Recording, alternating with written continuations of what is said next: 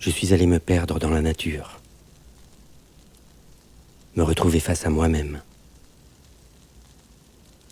trouver un refuge pour être en déconnexion totale. Explorer ce territoire sauvage où le cerf côtoie le loup, son prédateur naturel, qui attise la peur de ceux qui considèrent la nature comme une entité hostile.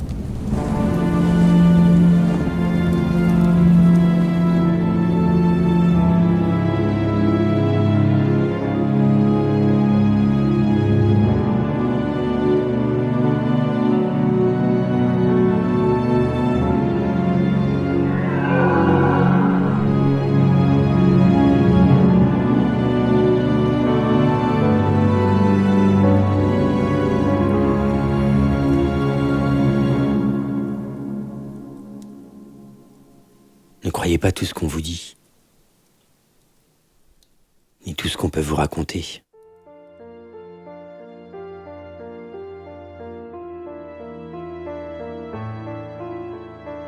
Le plus important dans la vie,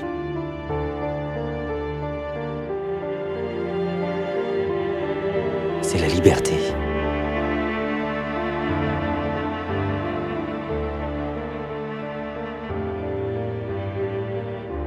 Elle s'exprime ici de façon inconditionnelle, réveillant le désir le plus puissant qui existe en chacun de nous. Et on ne peut l'atteindre qu'en affrontant ses peurs, celles qu'on nous inflige, celles qui pourraient nous empêcher d'avancer et d'exister en toute liberté.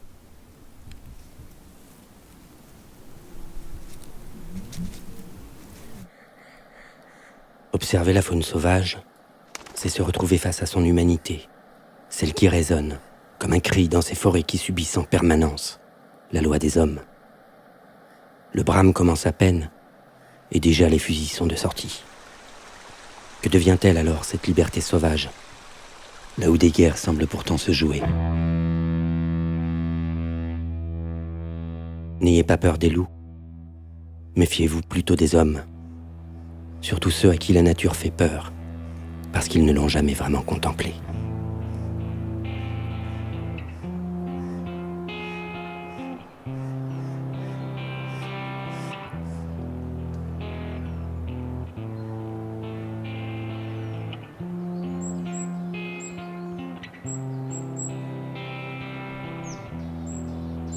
Alors que les jeunes cerfs sont encore en forêt, les grands cerfs sortent des bois pour prendre place sur les crêtes. C'est là-haut que je suis parti les observer.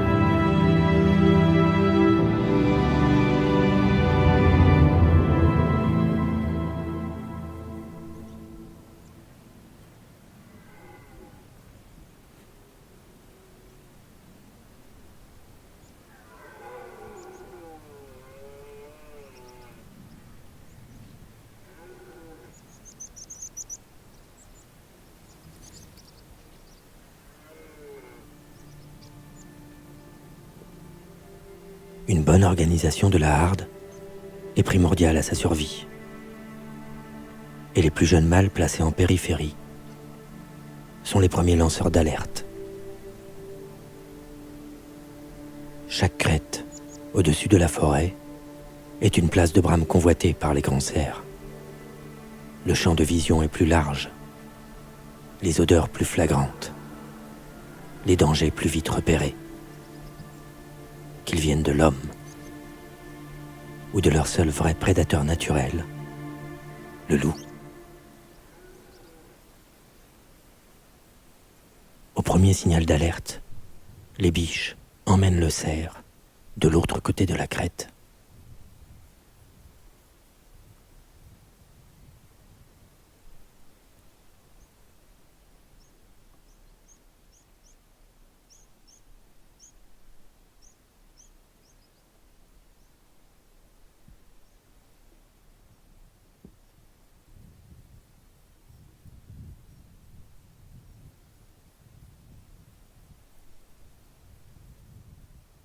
c'est dans le silence. Et sous une lueur rouge que la nuit s'étend. Je resterai immobile dans cette obscurité naissante qui aurait pu me faire fuir et dans laquelle j'aurais pu me sentir traqué ou en danger, esclave de ces sombres histoires où les loups sont à vos trousses pour vous dévorer dans d'atroces souffrances. Soyons sérieux. Qui, dans cette immensité, lutte réellement pour sa survie ?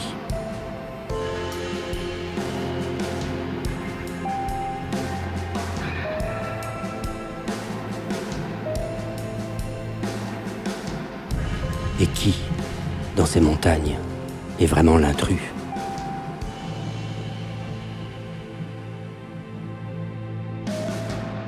Non, les loups n'auront pris aucun plaisir à tuer un faon cette nuit. Prélever une vie n'a aucun sens, si ce n'est par nécessité. Et c'est pour eux un acte de survie. Appréhender la vraie valeur d'une vie, de toute vie. C'est cette force que la nature m'apporte et qui donne un vrai sens à ce que je considère comme mon humanité.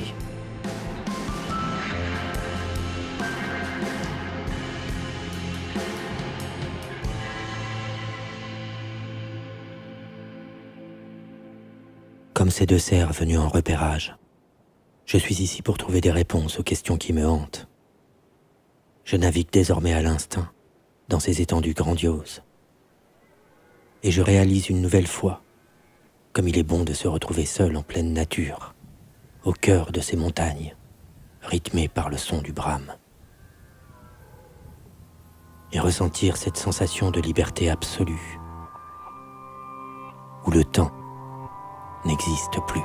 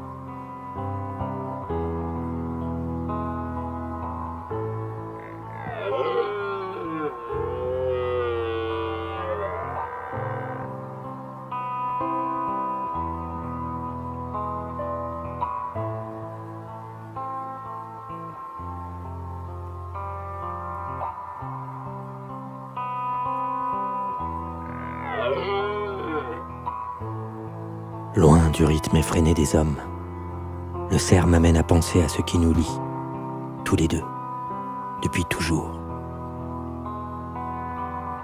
Il est un des derniers héritages de la faune sauvage de la préhistoire, à nous côtoyer encore sur cette planète, survivant dans l'ombre de l'expansion humaine.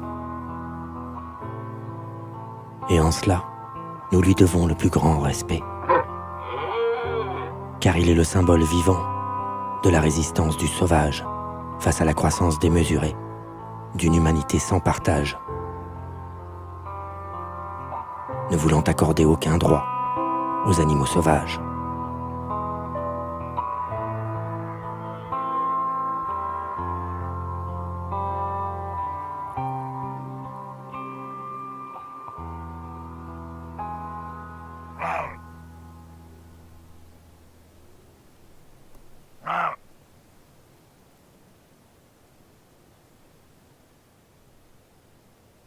L'homme s'est toujours efforcé de se démarquer du reste du monde vivant. En s'autoproclamant seul être de raison, il a remplacé la moralité par la légalité.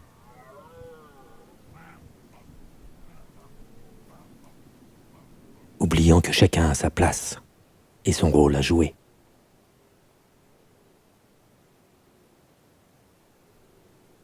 Quittant son statut de proie potentielle, il est devenu le prédateur ultime, n'écoutant plus les alertes retentir, de plus en plus souvent. Les lois de la nature ne sont plus entendues. Les écosystèmes sont mutilés.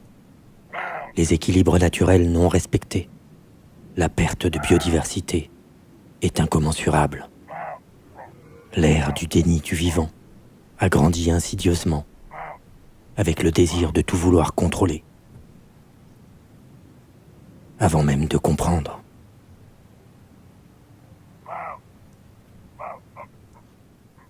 Et on continue, comme si de rien n'était.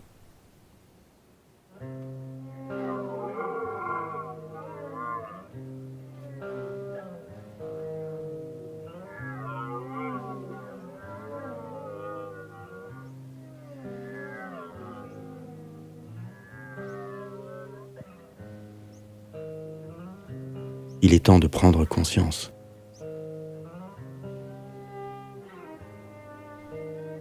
Et de se demander quelle place sommes-nous prêts à accorder, réellement, aux sauvages.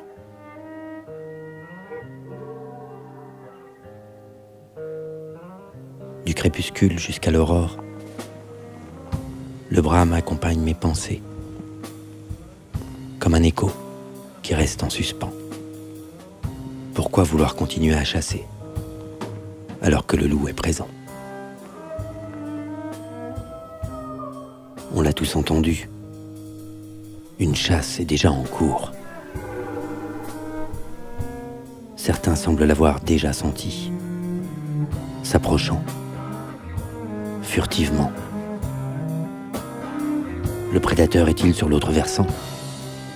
Qu'est-ce qui fait fuir le prétendant?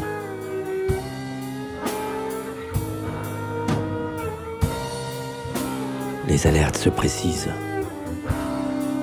et le grand cerf ordonne la fuite.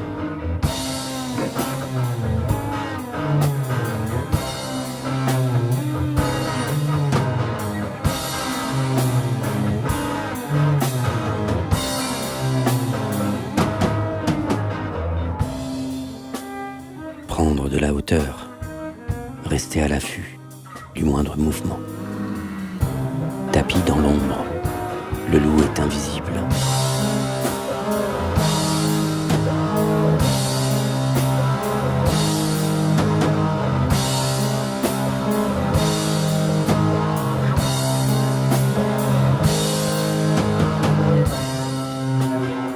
Et la peur est bien réelle.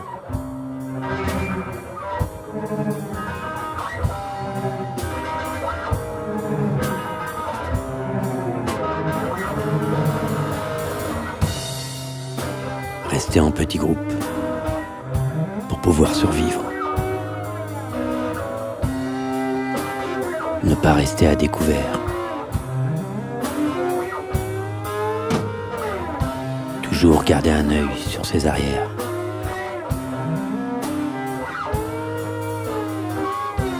Car se faire surprendre, c'est la mort assurée.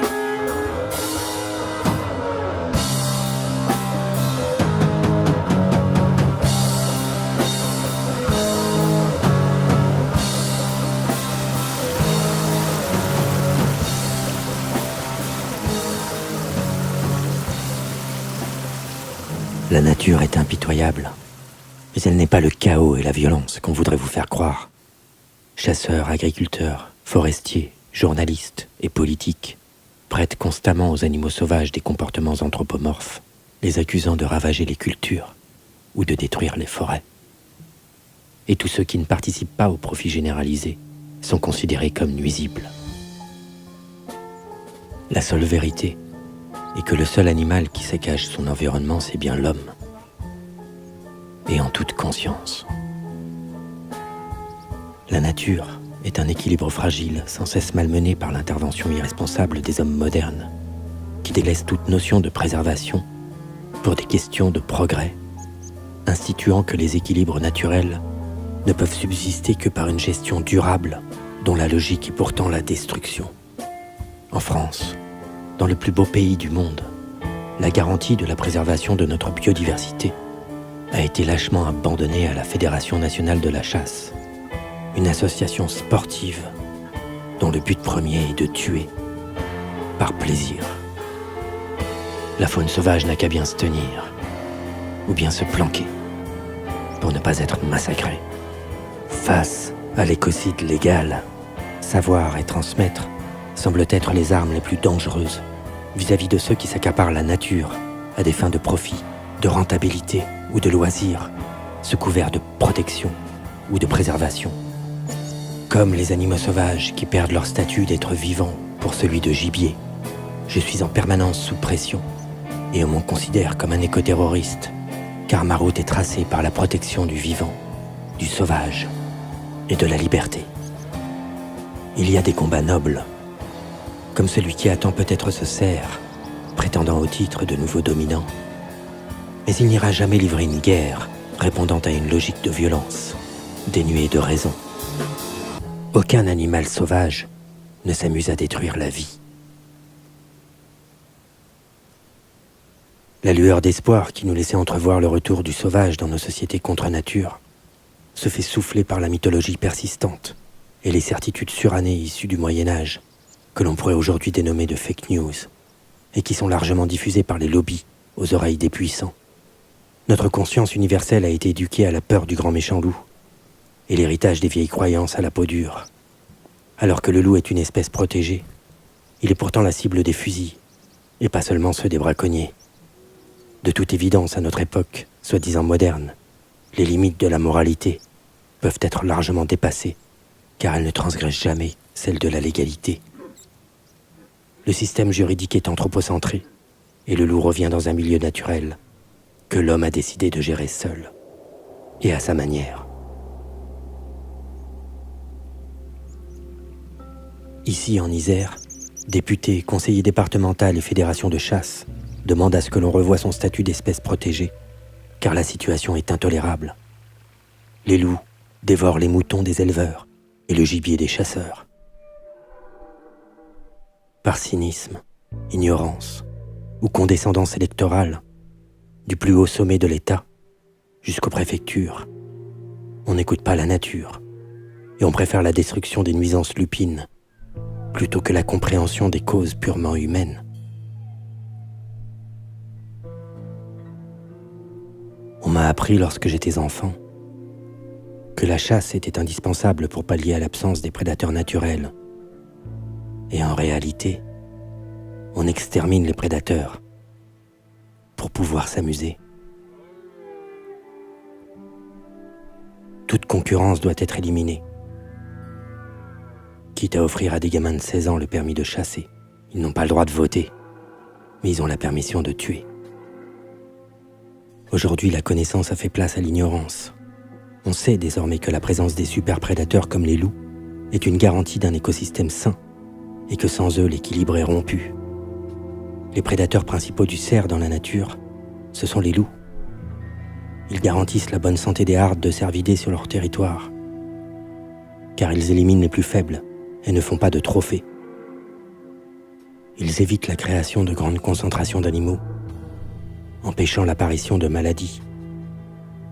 Ils contiennent les hardes sur leur territoire, les éloignant des cultures des hommes.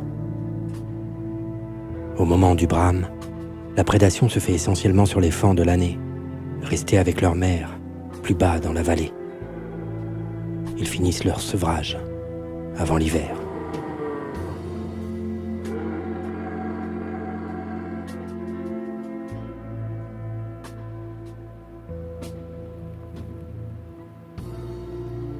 Sur les hauteurs, le grand cerf me protège, car aucun loup ne viendra s'y frotter.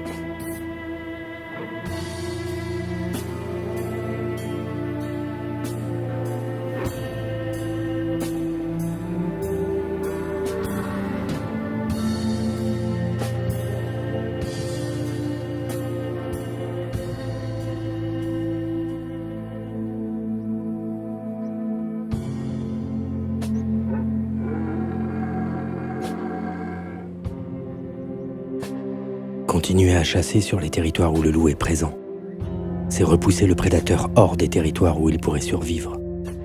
Car le loup est intelligent, et il évitera l'homme, surtout celui qui est armé, et qui pourrait le tuer.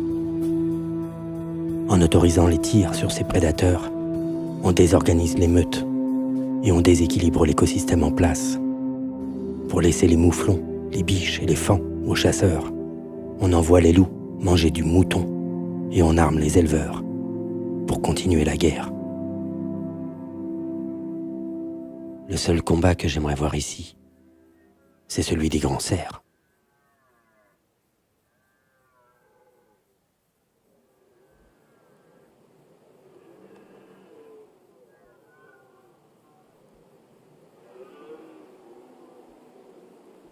Aujourd'hui, une autre voix se fait entendre. Le grand cerf au pelage sombre est entré dans la place. L'heure est venue de prendre ses responsabilités et de se confronter à la réalité de manière loyale et dans le respect, comme nous l'enseigne la nature.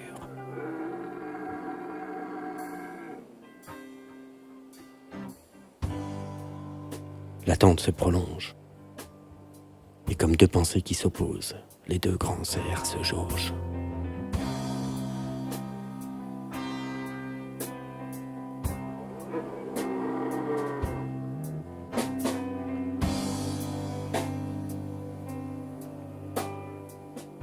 Lentement, l'ombre qui se propage ressemble à ces heures sombres pour la nature, qui attend désespérément le réveil des hommes.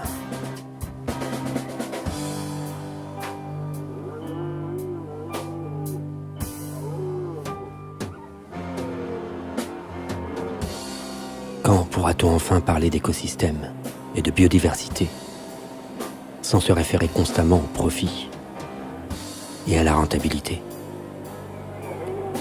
alors que leur préservation est inhérente à notre survie? Une société qui ne reconnaît plus la dimension sacrée de la nature perd ce qu'il y a de plus beau dans son humanité. Les seuls combats nobles, ceux qui glorifient la vie, sont ceux qui viennent du cœur. On parle de destruction des loups en se référant à eux comme à des objets, alors qu'ils sont la clé de voûte de leur écosystème. Ils sont les véritables garants de la biodiversité. Comme le cerf a besoin du loup, la nature a besoin de vous. Alors soyez fiers de toujours résister pour le respect et la liberté du sauvage.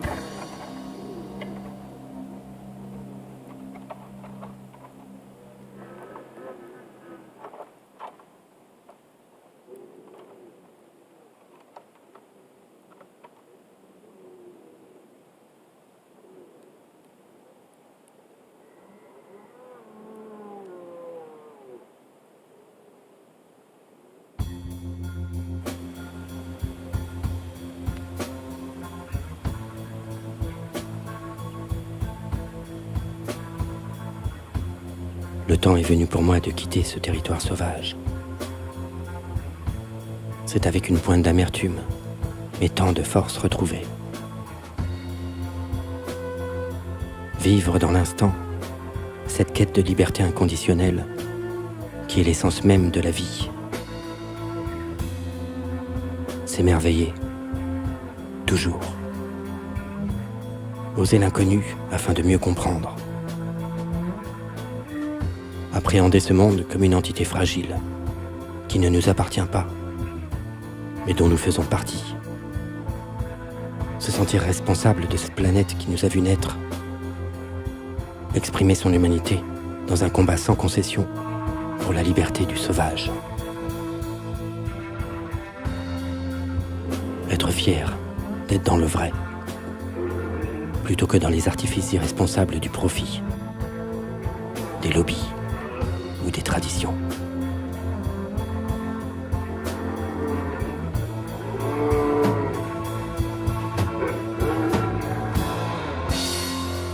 Soyez fiers de préserver la vie, toujours.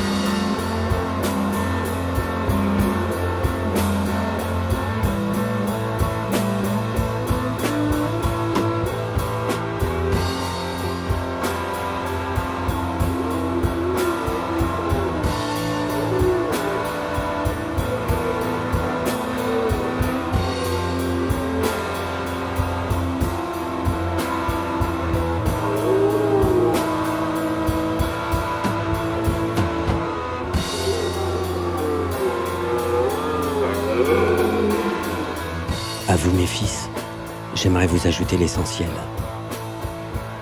Une vie, on n'en a qu'une.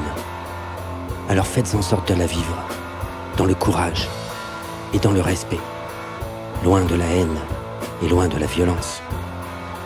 Faites tout ce que vous pouvez pour préserver la beauté de ce monde. Prenez soin de votre planète et soyez toujours des pirates de la vie, en quête de liberté.